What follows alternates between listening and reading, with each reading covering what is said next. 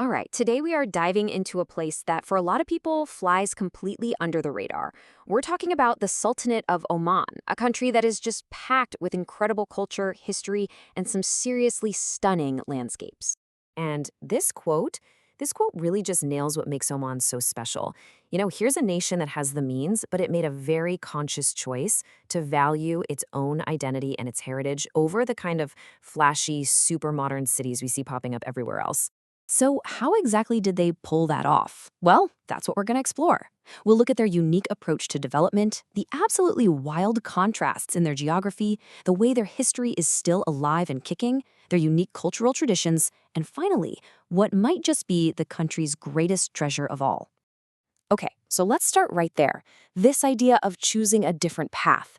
How did Oman manage to preserve its soul? Because believe me, this was no accident. It was a very deliberate plan. So instead of building these massive skyscrapers, Oman has really focused on architecture that reflects its spirit. Even their incredible modern buildings like the Sultan Qaboos Grand Mosque with its gigantic hand-woven carpet, or the absolutely beautiful Royal Opera House, they are all steeped in traditional Omani and Islamic design.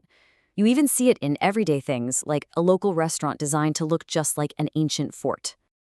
And this unique identity isn't just something you see in the buildings. It's literally mirrored in the geography of the country itself. Oman is a land of some shocking and really beautiful contrasts. Now, this is where it gets kind of wild.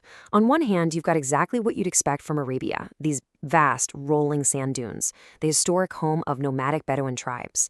But then you go south to the Dhofar region during the monsoon season, they call it the Kharif, and you would swear you were in Southeast Asia. It just transforms into this lush, green, misty paradise.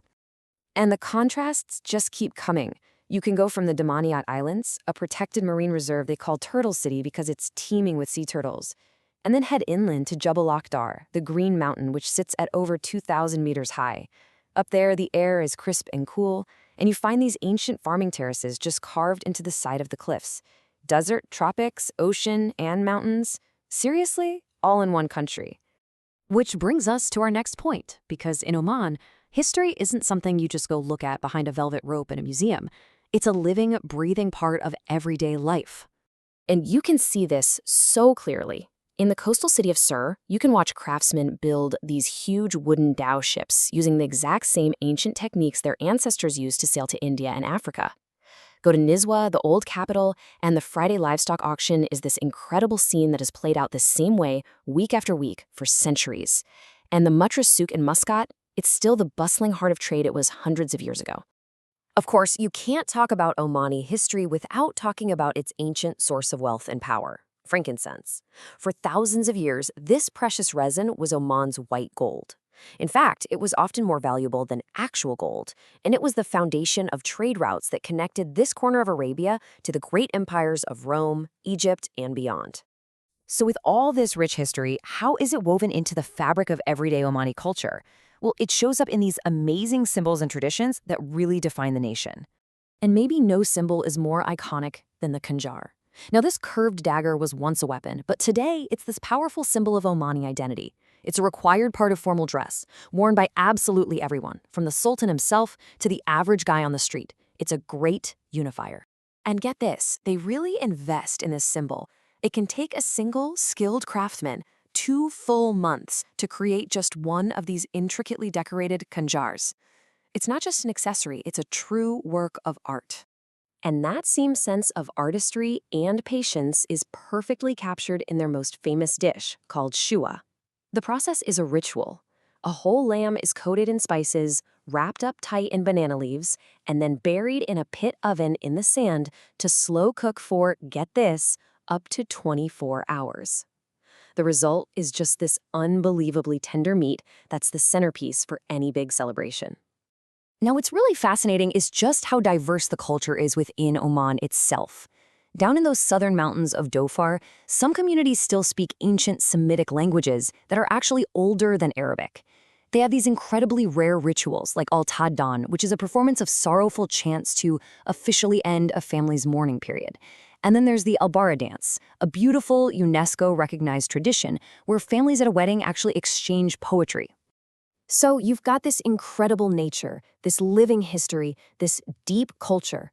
But as we get to our final point, it really becomes clear that Oman's true treasure, well, it might be something else entirely. This quote from a Bedouin elder, man, it says it all.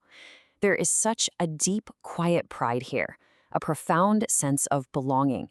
There's no envy, no desire to be somewhere else, just this powerful, open invitation for the world to come and share their home. And the thing is, this hospitality isn't just a slogan for tourists.